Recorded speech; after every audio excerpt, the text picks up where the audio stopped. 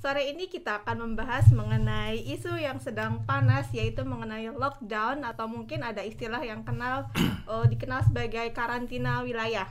Nah, pertama-tama mungkin kita harus kenal dulu ya Pak ya. Sebenarnya lockdown atau karantina wilayah atau pembatasan sosial itu sebenarnya apa sih Pak? Prinsipnya sebenarnya masih sama kayak kemarin ketika kita diskusi tentang strategi pengendalian ini kan adalah social distancing atau sekarang dikenal sebagai physical distancing. Intinya mencoba menjauhkan orang satu sama lainnya.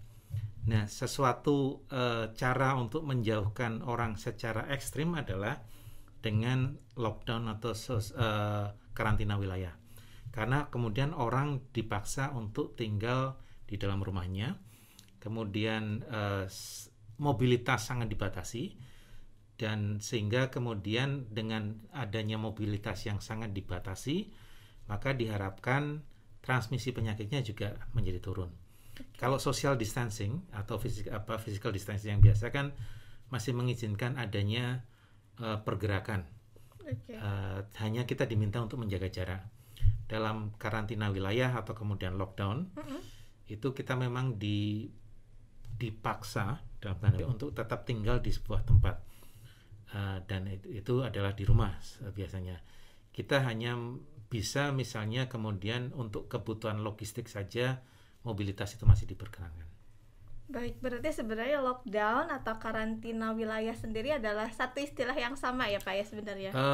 Cuman memang di dalam perundangan kita tidak mengenal namanya lockdown. Oh baik. Berarti yang di Indonesia sendiri sebenarnya namanya karantina wilayah. Hanya baik. saja memang kita terlalu mudah untuk menggunakannya selama ini. Oh gitu. Jadi contoh waktu itu pertama kali ada kasus di Solo, begitu ada wali kota mengatakan tempat hiburan ditutup, terus di media itu langsung berita kota Solo lockdown. Baik.